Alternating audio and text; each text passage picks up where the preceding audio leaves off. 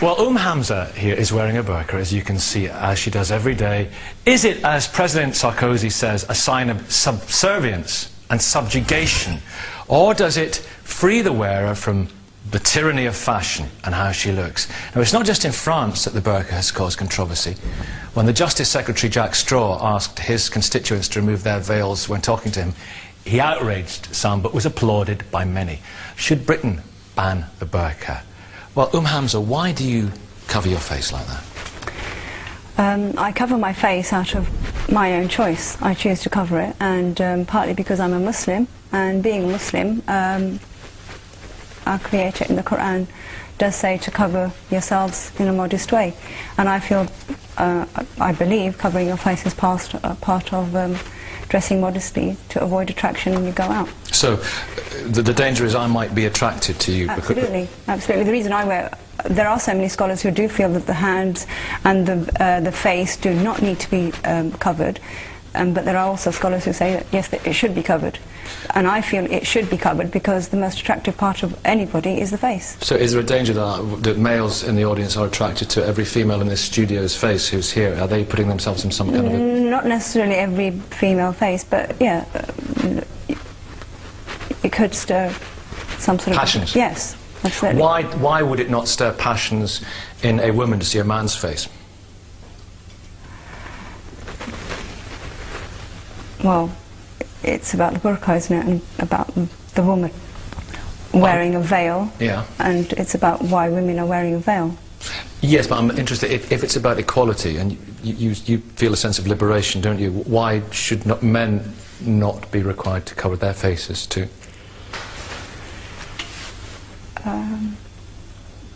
It's a good point, but I wouldn't question that. If this is how I understand that the scholars have said, then I would do it. And it's God's will? It's God's will. And if you out of your free will choose to be a Muslim, then that's part and parcel of it. And you're closer to the Prophet, you feel? Absolutely. You emulate the Prophet's life. Yeah. Tachage, God's will, emulating the Prophet's life. And also a sense of liberation. You know, she doesn't feel a slave to the fickleness of fashion and being judged. I'm an imam in Oxford, and in my Friday sermon I gave 3 compelling reasons why we shouldn't allow the burqa and the niqab to become fashionable commodities in British society. Should they be banned? No, I think the British way is not to ban something because it becomes counterproductive. But I want to really elaborate on the 3 reasons, and I want the audience to consider these 3 reasons. The first reason is that nowhere in the Quran is the word burqa or niqab being used. No whatsoever. Also, the burqa and the niqab is a pre-Islamic custom coming from Byzantium and Persia and incorporated in the Islamic society later. Second argument against the burqa and niqab, that it is sexist and discriminatory. If it's okay for a Muslim woman to hide her face, then Muslim men should hide their faces as well. We are not allowed to hide our face. I can't go into Barclays Bank or the post office or the government office with my balaclava or my motorcycle helmet. So why should we allow in this society, when we have gender equality, why should we allow Muslim women that right? But I need to give up. Develop it through the course of the debate, because there's some potent points there. Hamza, please come back on those points. Then we'll open it up. I've got to stress that it's a freedom of choice. I've chosen to cover my face. I'm not doing it because somebody else has told me to do it, or I'm feeling suppressed into doing it. You mentioned the word scholars.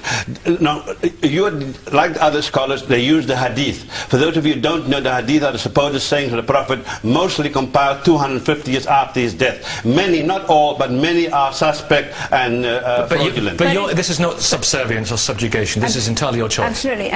But it is true that the Prophet's wives would cover their faces. And to be close to the Prophet's lives and the Prophet's wives' lives. So if the Prophet's wives... It's also a level of piety as well. But the Quran itself says that the Prophet's wives are distinctive and different from other women. So you can't claim that bit. This issue is really something that you are saying it is religious. I'm quite happy for you, anyone to have a freedom, but it's based on your cultural interpretation and not the religious requirement of Islam. But Hamza, do you not see that it might well... Some people find it alienating and some people find it threatening, because the face is such a vital part of our communication. Is it not? Agreed, but then we live in a free country, and I think we should be able to dress as we please. Free to mask oneself. Dennis McEwen, we can't ban this, can we? This is ridiculous to say. We don't ban things in this country. We don't ban things, but we can make it very difficult for people to do them. There are lots of things we make difficult. Hamza's problem, I think, is that she doesn't seem to have read any Islamic literature. If she reads the books, the articles, the fatwas, and listens to many of the sermons I've listened to, all explaining that the reason a woman has to wear these forms of clothing is because the woman is inferior to men, it will incite lust in men, a woman should remain in her home unless her husband gives her permission to go outside the home. So who is it more offensive to, women or men, this then? I think it's offensive, actually, to an awful lot of people. It's offensive to Jewish, Christian and Hindu women who are chaste without dressing like this. I've never heard so much rubbish. I don't know what sort of Islamic literature you're reading, but it certainly isn't the same Islamic literature I'm reading. I don't think Hamza should be criticised for her choice, her piety, but I think this is more, this is above religion. This is about a woman's choice to what she wants to wear. And I think that it's about time men like Sarkozy and Jack Straw stopped going into women's wardrobes. You know, why is it okay for me to show my face but her not to show her face? That's discriminatory, isn't it? That is her choice. She chooses to dress like that because it's part of her faith. It's not part of her faith. It's part of a culture, a tribal tradition, the Wahhabi, the Salafi interpretation of Islam. This is the latest fad. Your mother never wore a burqa, so why are you wearing one? Hamza? My mother did wear a burqa. Well, I'm not quite sure about that. Okay, Anna Joy, you want to come in? Labour PPC? Yeah, can I just bring a different perspective to this, because I think that you're quite wrong, actually. If you look, I want to talk about the evolution of British women in the last 150 years, and I'm afraid, without trying to cause any offence to the young lady in front of me, your dresswear has absolutely nothing to say to me about the evolution of women, modern women, in British society. If you look at the evolution of women's role in British society, from the vote through to equal pay, through to maternity leave, you know, those are absolutely key moments. Is it not her choice to wear what she wants to wear? Choice, but people go through. We see people in life, Anna Joy, don't we, with bits of metal through their face. Well, Nicky, but with the greatest respect, I think that this is a question about the kind of civil society that we in modern Britain want to live in the 21st century. Okay. And I think that the burqa does not have a place in a modern British civil society. Against that view, it does show an evolution of British society, that maybe 150 years ago people weren't allowed to cover their faces because women weren't equal. But now they have the freedom to cover their faces if that's what they will. That's rather paradoxical, isn't it? It's a paradox. If it's evolution of free will. Yeah. Father, Jerry, you're not a father, are you? No, I'm not. I'm Methodist. You're someone's father, maybe? Yes. I didn't think about that. Sorry about that. Yes, that's a bit worrying for a man in a dog collar. What about this? Is this a sign, a symptom of subjugation? I want to approach it from a purely pragmatic point of view. If we ban the burqa, or whatever it's called, I'm not even sure that's the right word for it. Niqab, burqa, the general idea. If we ban that, where do we stop? Do we then go on to ban turbans, crosses, dog collars? Do we go on to ban everything else? The difference surely is that her face is being covered.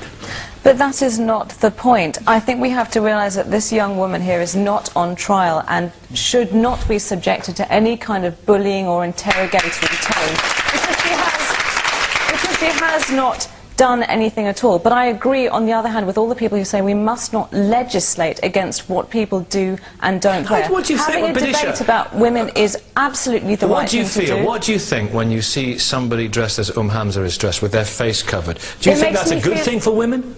I don't know if it's a good thing for women. I think that what would be a good thing for women is a lack of bullying towards women, a lack of violence towards women, and a lack of harassment towards women.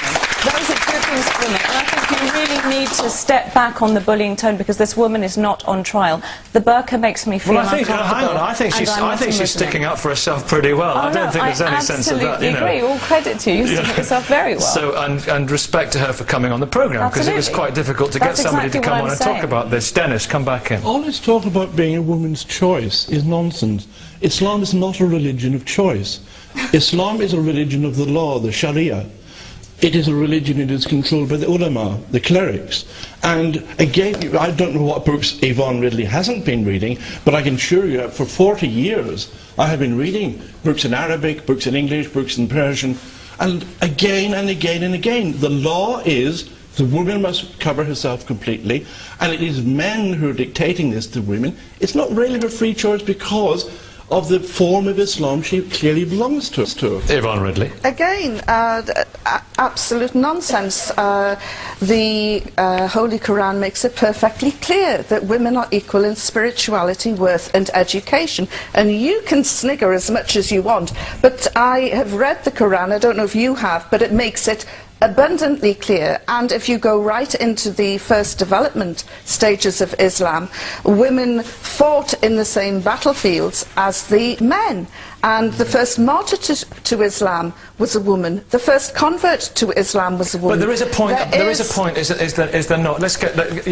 You come in here, then we'll develop another point. Go on. It's got to be a choice, because if you go to a Muslim country, you do see women dressing in burqas, but you also see them dressing in Western costumes, short skirts. But what, Peter Hitchens, what does it say about what they think about men, that our passions could be so easily inflamed? Look at all these bare faces that we've got in the studio. Are we all uncontrollable sex beasts or something? Well, I was going to ask Hamza if she wouldn't mind. Do you feel, as you look around here, that all the other women here should be dressed as you are? It's personal choice. It is their choice now. But in the kind of society you would presumably prefer, it might not be so much I think it would be a safer society. You think it would be a safer society if they all wore what you wore? Absolutely. But isn't this the problem with Islam, that it is, in fact, when it's a minority religion, it's all very liberal and open and a matter of choice. But if it becomes the majority religion and controls the society, then the choice goes, and people are told what to do, and it isn't your choice. No, not at all. I don't agree with that, because like the gentleman across there says, it's not by force. You can choose to be a Muslim. If you've chosen to be a Muslim, then obviously everything within Islam is what you're going to be, you know, but what you and people like you don't answer, and I really want to answer, if the Quran is a transcendent, immutable, divine text, why didn't God put in the word niqab or burqa? And for example, the issue is really, you know, this is not something that is required by religion. Religion asks for modesty. It doesn't dictate the modesty. What you're wearing is a Saudi Wahhabi thing, tribal dress. Hamza, I'm interested in, Peter asked you a very interesting question, but I'm interested in why this would be, in your ideal society, why it would be safer if all women, for example, in the studio and as we walk the streets and go about our business, were covered as you are. I'm not going to say cover as I am. I'm saying if everybody dressed in a more modest way and didn't maybe more looser clothing, etc. I think there'd be. What do you think then when you see the way that some young women dress in this country with just everything hanging out? What do you think? There's loads of problems in society. It's a very unhealthy society that we live in. There are so many problems. There are very young pregnancies, which you do not find in these. Not so many in the Islamic culture. Patricia? I think it's very, very dangerous to look at a society and for one woman to blame other women for the ills of what is done to us as women. If the argument is that wearing something like this repels sexual harassment and all sorts of other kind of harassment, I think that in every situation of harassment, discrimination, sexist behaviour, anything like that, the responsibility is on the perpetrator, not on the victim. It's not good enough for us to say, oh, look at these Western women with everything hanging out. We have every right to do exactly what we like. A woman has a right to walk down the street naked and not be harassed or attacked. Miriam. To be honest with you, I completely agree, but what I would add is that it's completely irrelevant what Hamza thinks of young women down the street or what you or I think about Hamza. At the end of the day, what feminist battles